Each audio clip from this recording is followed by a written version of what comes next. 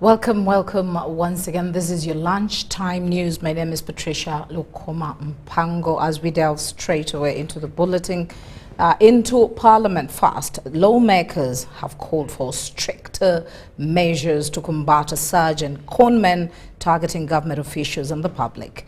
During a recent parliamentary session, Deputy Speaker Thomas Tayebwa revealed that a significant number of MPs have been receiving fraudulent messages demanding payments for various services, often disguised as government officials or engineers. Let's have some bites on this.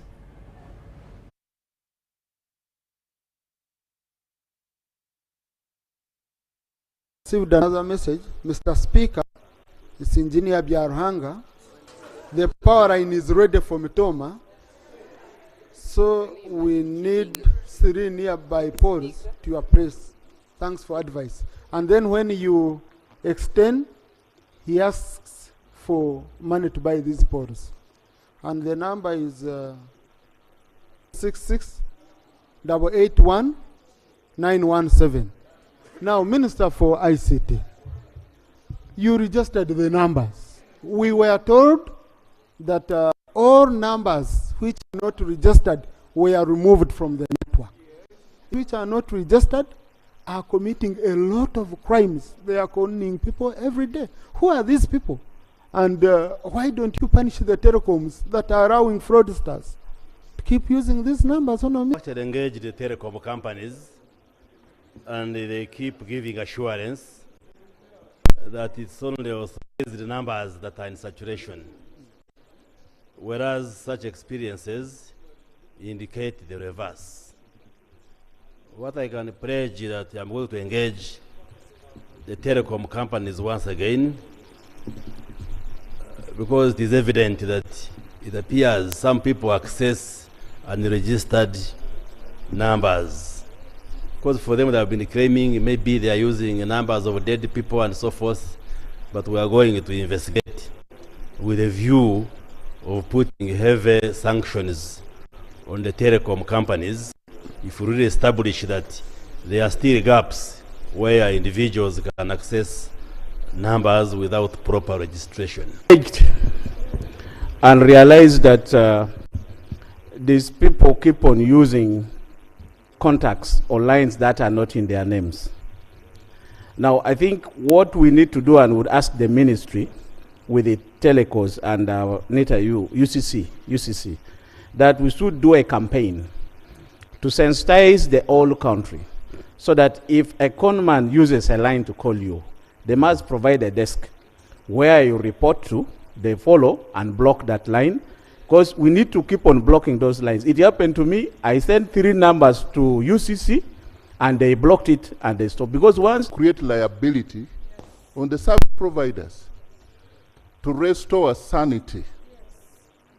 There is no any service provider who will allow unregistered number to be used should have a penalty. So if we want to keep, because criminals in Uganda, like in any other countries, they're using phones. And when they know they use this, they drop it, they pick another one, they drop it. So as long as we still have a window past the deadline of the time that was given that everyone must register, the phone numbers must be registered. This is not a small matter. People have been killed.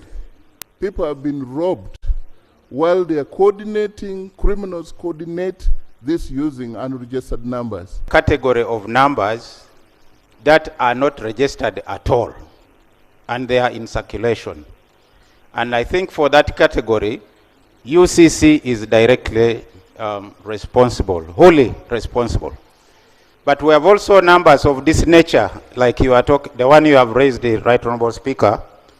There is another one that I have. The first time he called me saying that transformers were ready. 2 days ago, he called me to say that the water meters for my place were ready. On the same number, he calls himself Engineer Kato.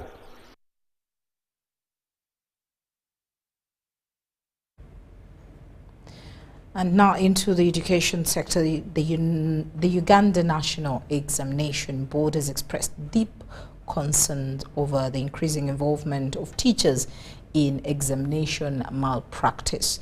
In a recent statement, UNEB Executive Director Odongo, that is Dan Odongo, highlighted an incident where a teacher was caught writing answers on the blackboard during the primary leaving examination finals.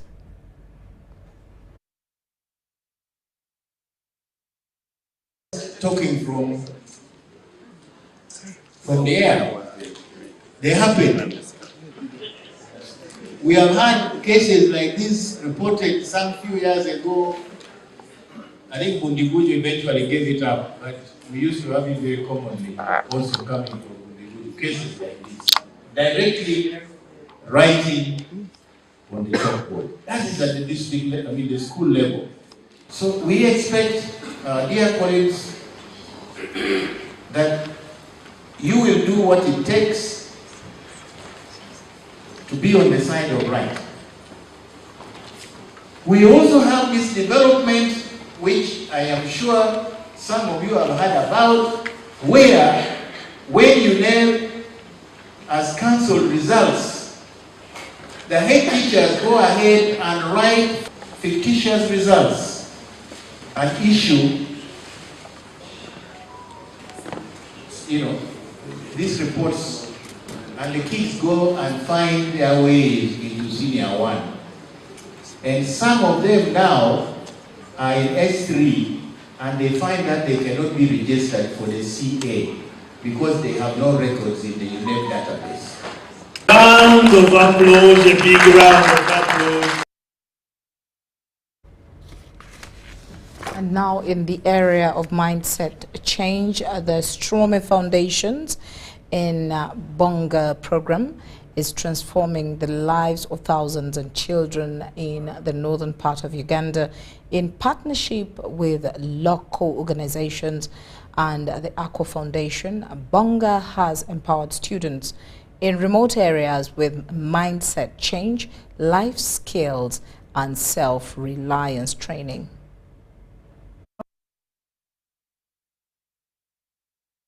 Working on education, job creation. When we meet the learners and the people who have finished and are continuing their road, I think it underlines the importance of education, and this is first and foremost their achievement that they have gone through these programs and still are taking charge of their own lives. Today is a pleasant day for us as an organization because we are hosting our donors, the AKO Foundation, who have had a good long-standing relationship with us as Strome Foundation. Through this partnership with AKO, we have been able to do tremendous work with the children. The goal and vision for Strome Foundation is to fight poverty. And one of the ways we do that is through inclusive quality education. So AKO has worked with us to help us fight poverty through educating our children. We have been supporting Bonga in community program and Bonga in school. Bonga is a club for adolescent boys and girls, and in these clubs they learn life skills and vocational skills so that they can empower themselves and earn some money and livelihood. Now, over 300 youth have gathered at the National Leadership Institute in Chankwanzi district for the opening of the 7th National Youth Convention. The event, organized by the Institute, aims to instill principles of loyalty, steadiness, and that steadfastness and commitment among the country's young people. Let's hear more in this report. In different institutions, there are those who have just completed their university, and there are those who are still pursuing their university education and probably on holiday. Yeah, so that is the category of youth that we brought here. And to take responsibility for their lives and not blame others for their lives, but also to focus on what they can contribute to the development of Uganda. So the focus really is on how do we, because there is a tendency to think that the greener pastures are always outside Uganda. But even in those cities we want to migrate to as young people, it took their citizens a determination and focus for them to develop their country. So we are thinking of developing our own Dubai, developing our own London, because Dubai and London did not fall from heaven. It was people who were intentional to build that. And we are saying as young people, this is our opportunity to contribute to the development of our nation. This one actually helps the youth that we have on the ground to understand that we have got a common cause as Ugandans and as Africans. And for Kiswahili, for continental identification, such that wherever you move as an African, you come to be identified as an African by that use of language, which is a unifying factor to all of us. So here, we shall never scale down our efforts in preaching this word of patriotism, Pan-Africanism, such that it opens the youth and other people's eyes to see where Uganda is going in as far as Vision 2040 is concerned. Value among the young people, and this time the First Lady, Mama Janet, said that it is time for us to instill the value of patriotism, and that's why we are here at this institute, which is really the mother of patriotism classes. They are taught here, so we are here to learn patriotism. And from these are some of the issues that we have been tackling from the start, from the first youth convention, and now that's why, as the Uganda Youth Forum and Uganda Christian Lawyers Fraternity, with partnership, with support from the First Lady, she sought it very, very prudent to bring us here so that people can know what they need. So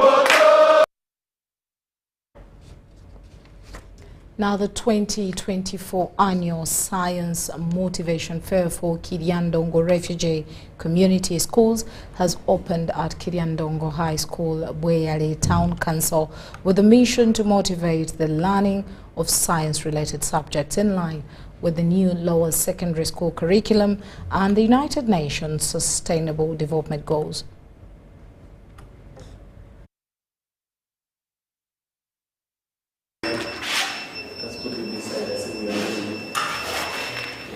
Seems you're observing something. We discovered that many young people hated sciences. And remember, sciences are compulsory. So we said, what kind of situation is going on in schools? It meant that some students were hating sciences and yet they are compulsory.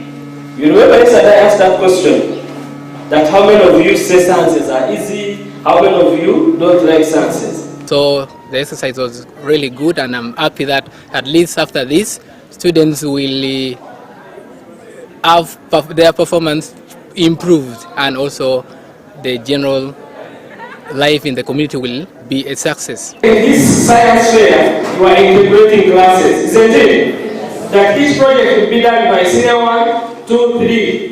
Senior 1, 2, 3. Not senior 1 do this project, senior 1 do this, senior 2 this. No. Already you are applying the principle of integratedness, isn't it?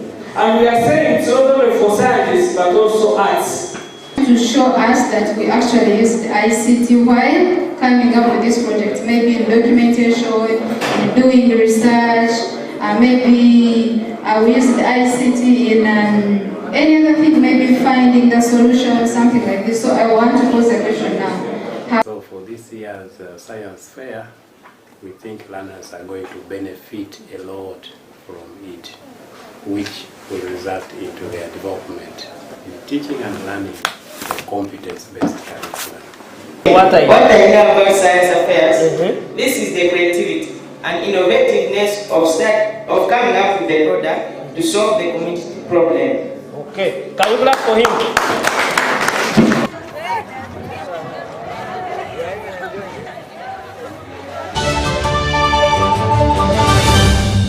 Yellow, this is MTN. We are currently in Nakaloke, Mbale District, Bilari, Nursery and Primary School. We are here to award a winner, and our winner happens to be Mubarak Hadija. Naine mkwano gwange ne mugamba konti aba MTN bankubidde esimu ne bangamba nsasudde school fees era ndi muwanguzi. Nadamu nangamba nti aba bafere. Nze ne mugamba nti naye babanga bafere. Bangambe bagenda kujja school fees wange bamuleete. Kandi ndo olunaku olwo banaaba baleeta school fees awo ndyoke nzikize nti si bafere.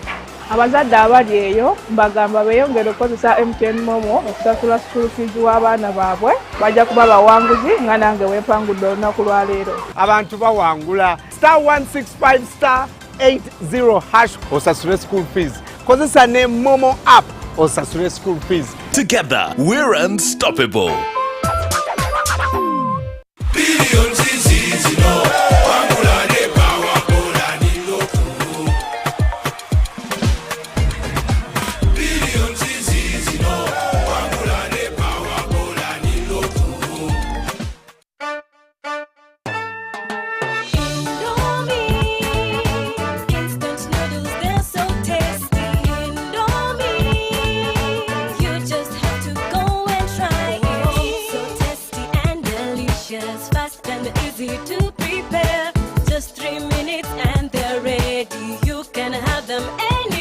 Indomie Instant Noodles is available in 3 flavors of chicken, beef, and vegetable. Buy your Indomie Instant Noodles in supermarkets and dukas near you anywhere across Uganda. Indomie Instant Noodles, Uganda's best loved noodles.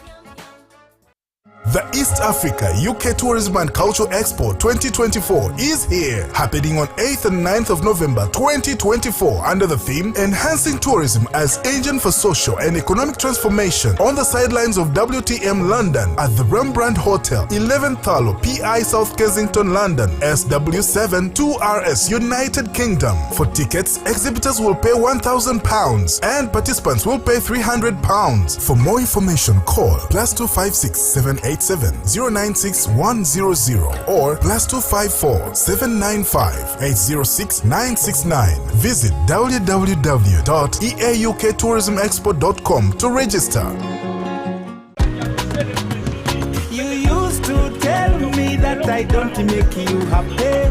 All that time you would be complaining. I'll call you every day, yeah yo, baby don't know. You can now get all the Chibuzi out with MTN voice bundles. Call all networks. Kubei Dondoro. Buy a 25-minute voice bundle for only 1,000 or buy any daily voice bundle of your choice. Dial *100*21# and select daily or use the My MTN app. When we talk together, we are unstoppable.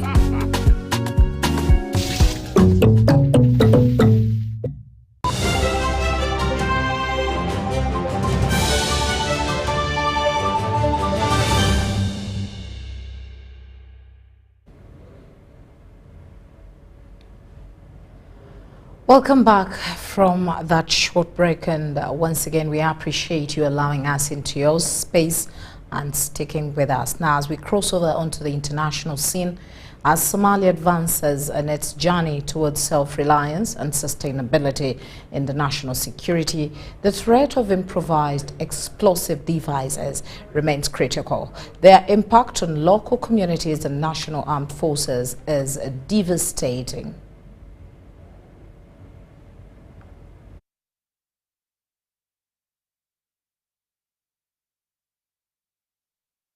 I think everyone in the room knows how serious this threat is. Just over the last 12 months, there have been some 600 IEDs, and we know the devastating impact they have on Somali communities. And we also know that the primary targets are your fellow soldiers in the SNA, are the principal targets of these IEDs. So it's crucially important that a solution be found to address this threat. Ensuring that Somali National Army operations can continue and that your fellow soldiers can do so safely. As we move forward, we see this the trainer course as a crucial part of continuing to build Somali capacity to handle counter-IED. Just over the past year, 86 IEDs that were targeting Somali security forces were successfully found and cleared by SNA EOD teams. And the clearance of these devices alone effectively prevented an estimated 344 casualties.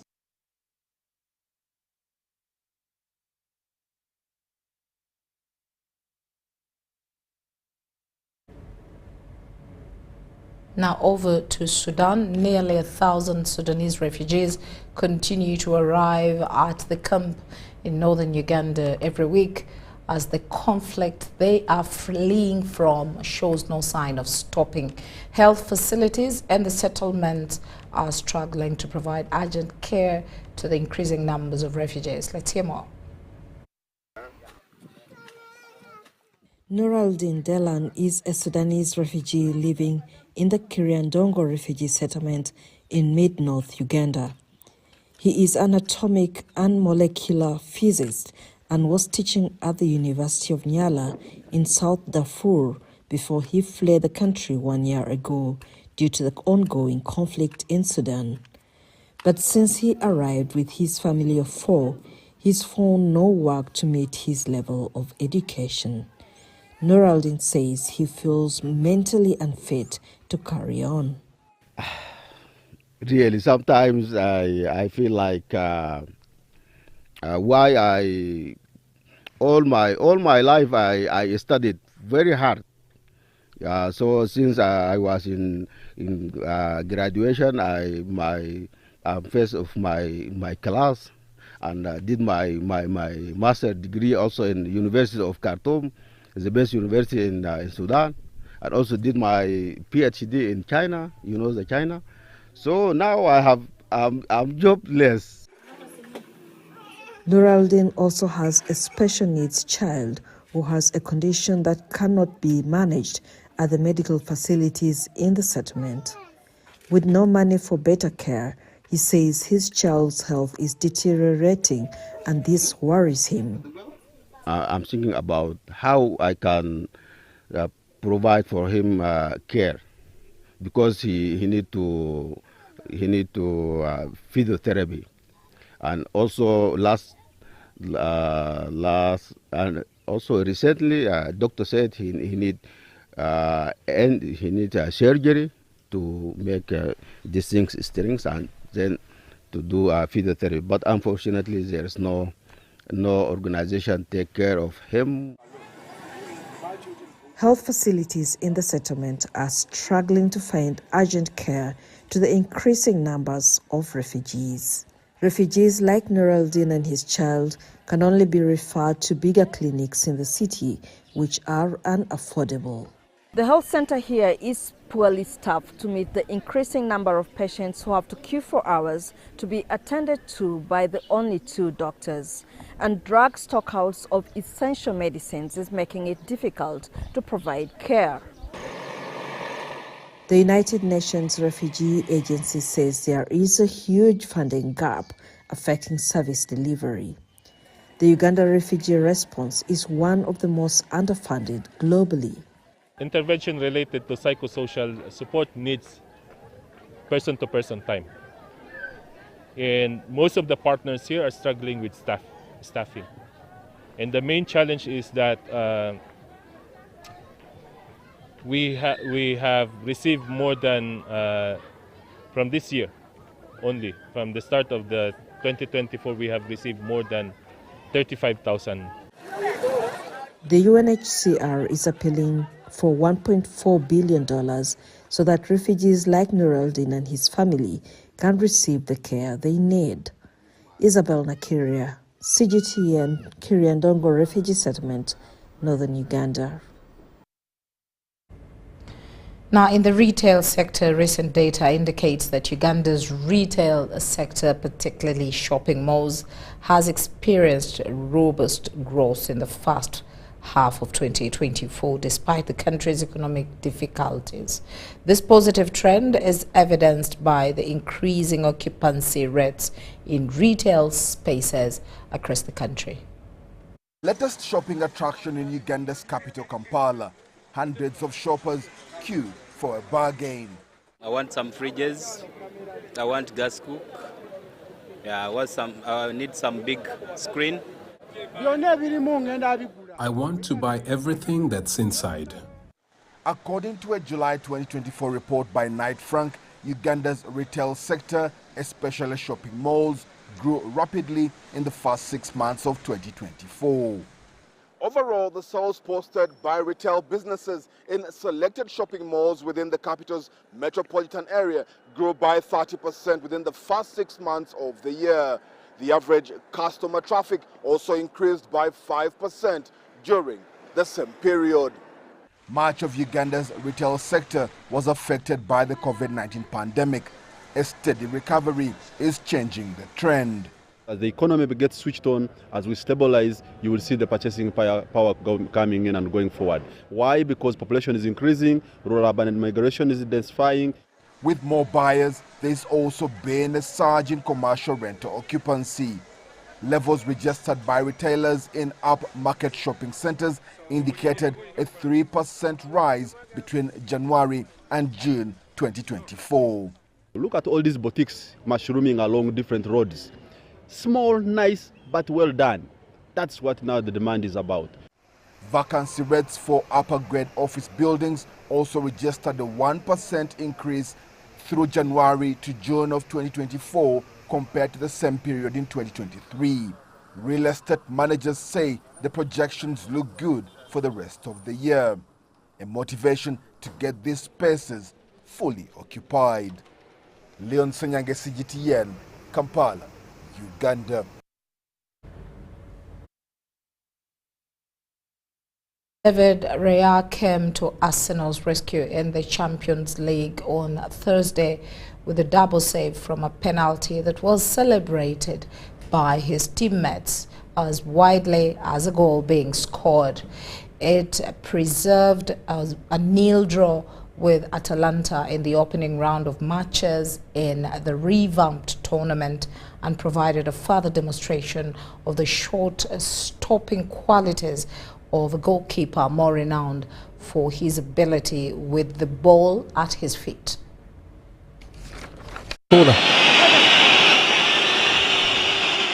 Saka rifles in, it's an excellent save, and again Marco Karnazeki denying Thomas Partey after a brilliant save to keep out Saka.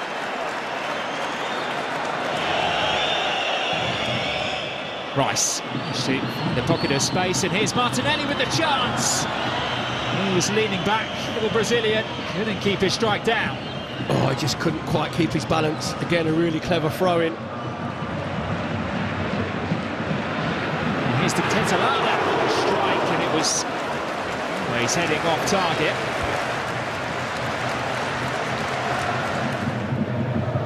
Rigeri. Henderson can venture forward, and he's round Thomas Partey as well. He's gone down inside the box, and Colin Topper points to the spots.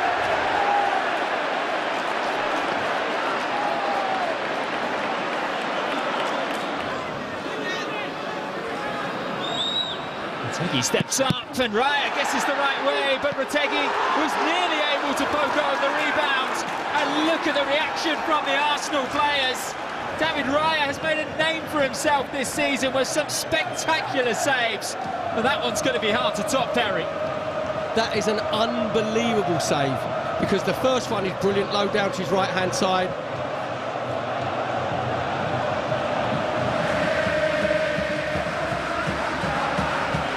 Uganda to his right foot. It's a speculative attempt. It wasn't too far away. Raya will insist that he had his angles covered.